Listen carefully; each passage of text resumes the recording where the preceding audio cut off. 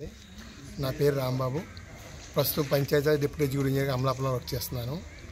మన movie director Sukumar గారు నేను కూడా గత 22 సంవత్సరాల నుంచి ప్రాణ స్నేహితులం. మేమిద్దరం కూడా కాకినాడలో ఆదిత్య కాలేజీలో మ్యాథ్స్ లెక్చర్గా వర్క్ చేయడం జరిగింది. తర్వాత ఈ ప్రస్తుత కోవిడ్ సీజన్ నెంబర్ 2లో విపరీతమైన పాండమిక్ సిచ్యువేషన్లో సుకుమార్ నాతో ఒకసారి ఫోన్లో మాట్లాడుతుంటే లాస్ట్ టైము మట్టపల్లి తన సొంత గ్రామం మట్టపల్లిలో చేసిన వితరణ గురించి డిస్కస్ చేయడం జరిగింది. అమలాపురంలో నా కళ్ళెదురుగుండా చాలామంది ఆక్సిజన్ అందక చనిపోయిన పరిస్థితులు నేను చూశాను. అది ఆయన దృష్టికి తీసుకొచ్చిన వెంటనే చాలా విశాల హృదయంతో తమ్ముడు మనం 15 నుంచి 20 లక్షల ఖర్చు పెడదాం, మనం ఎలా ఖర్చు పెడితే బాగుంటుందని చెప్తే గౌరవ కలెక్టర్ గారు, మన సబ్ కలెక్టర్ హిమాంశు గారు, ప్రవీణ్ చంద్ గారు నోడల్ ఆఫీసర్ గారితో డిస్కస్ చేయగా వాళ్ళు మంచి సజెషన్ ఇచ్చారు. రాజోలు పవిత్ర ఆసుపత్రిలో శాశ్వత ప్రాతిపదికన ఆక్సిజన్ ప్లాంట్ ఏర్పాటు చేస్తే అది పేరు చిరస్థాయిగా ఉండిపోవడం జరుగుతుందని తెలియజేయడం జరిగింది. అది మన ఫ్రెండ్షిప్ వెళ్ది నేను సుకుమార్ దృష్టి తీసుకువెళ్ళిన వెంటనే తను కేవలం 15 నుంచి 20 లక్షలు మాత్రమే బే చేయగలని చెప్పాడు ముందు.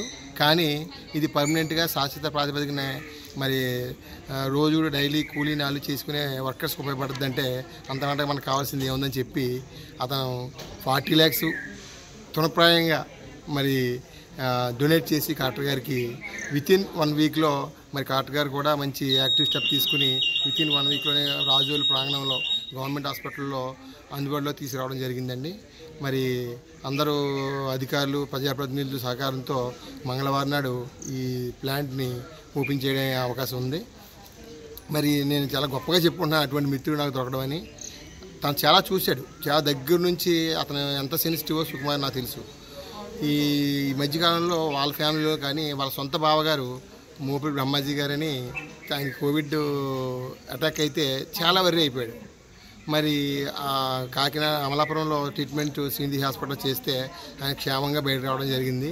అది ఒక ఇన్స్పిరేషన్గా తీసుకుని ఆయన ఇటువంటి అమౌంట్ లేకుండా చాలామంది ఎంతమంది ఇబ్బంది పడుతున్నారో పాపం డైలీ కూలీ నాలి చేసిన వాళ్ళకి ఎవరో సహాయం అందిస్తారని ఉద్దేశంతో మరి ప్లాంట్ ఏర్పాటు చేయడం జరిగింది. మరి ఆ దేవుడి దయ వల్ల ఈ ప్లాంట్ సక్సెస్ అయ్యి కరెక్ట్గా మెయింటైన్ చేసుకుంటూ గాలిలో మనం వ్యాక్యూమ్ తీసుకుని దాని నుంచి ఆక్సిజన్ తయారు చేయడం జరుగుతుంది.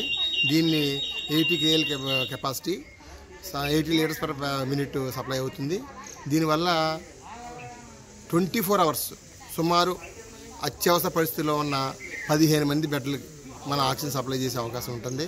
ఎన్నో ప్రాణాలు మనం లైఫ్ లాంగ్ నిలబెట్టచ్చు. మరి ఆ భగవంతుడు మా సుకుమార్కి పూర్తి ఆయుర్వేదాలు కట్టించి అష్టైశ్వర్యాలు ప్రసాదించాలని కోరుకుంటూ ఇటువంటి సేవా కార్యక్రమాలు అంతకుముందు కూడా చేశాడు, తర్వాత కూడా చేస్తారని ఆశిస్తూ సభాముఖంగా మీ అందరికీ ధన్యవాదాలు చెప్తున్నాను. Thank you.